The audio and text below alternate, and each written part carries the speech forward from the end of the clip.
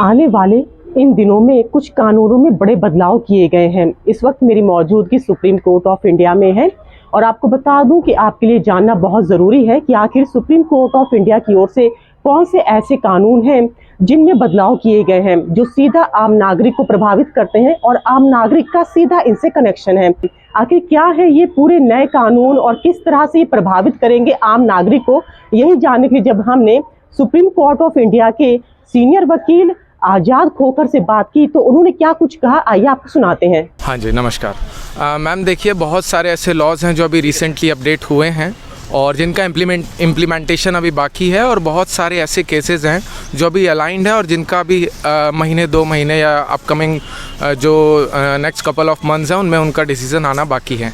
सबसे पहले मैं शुरुआत करूँगा जो कॉमन मैन को डायरेक्ट पॉइंट टच करते हैं।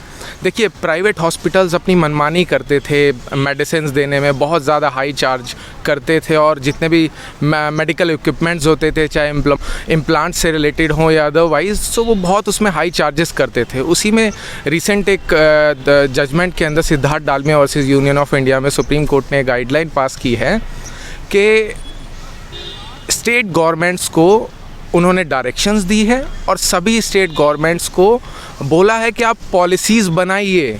जितनी भी प्राइवेट हॉस्पिटल्स हैं जो अपनी मनमानी से हाई चार्जेस वसूल कर रहे हैं, उनको एक पॉलिसी फ्रेम करने के लिए सुप्रीम कोर्ट ने डायरेक्शंस दिया, तो जिससे एक आम आदमी को बहुत राहत मिलेगी।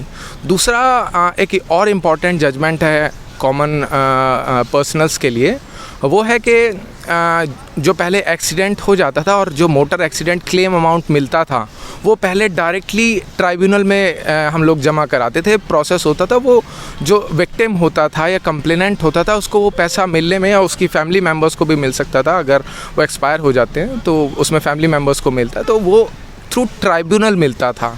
लेकिन अब आप देखेंगे सुप्रीम कोर्ट ने ये गाइडलाइंस पास कर दी हैं कि डायरेक्टली जो विक्टिम है, विक्टिम की फैमिली है, उनके बैंक अकाउंट्स में वो पैसा जाएगा। तो ये भी एक बहुत बड़ा राहत का कदम है ऑनरेबल सुप्रीम कोर्ट का एक कॉमन मैन के लिए। हाँ, देखिए, कुछ एक गवर्नमेंट एम्प्लॉयज़ के लिए भी कुछ एक चेंजेस हुए हैं। जैसे फॉर एग्जांपल पहले ललिता कुमारी versus state of Uttar Pradesh के अकॉर्डिंग जो करप्शन केसेस होते थे उनमें प्रिलिमिनरी इंक्वायरी मैंडेटरी होती थी।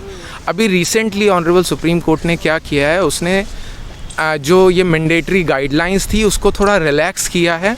उन्होंने बोला है कि ये जो करप्शन के केसेस हैं इनमें पब्लिक ऑफिशियल्स के अगेंस्ट प्रिलिमिनरी इंक्वायरी किए बगैर एफआईआर दर्ज की जा सकती है। तो ये बहुत इम्पॉर्टेंट अमेंडमेंट है ऑनरेबल सुप्रीम कोर्ट के गाइडलाइंस के अकॉर्डिंग, जिससे बहुत ज़्यादा अफेक्ट होगा एक पब्लिक सर्वेंट। तो ऐसी और जानकारी के जुड़े मेरे साथ में दिल्ली से अंजलि सिंह राजपूत।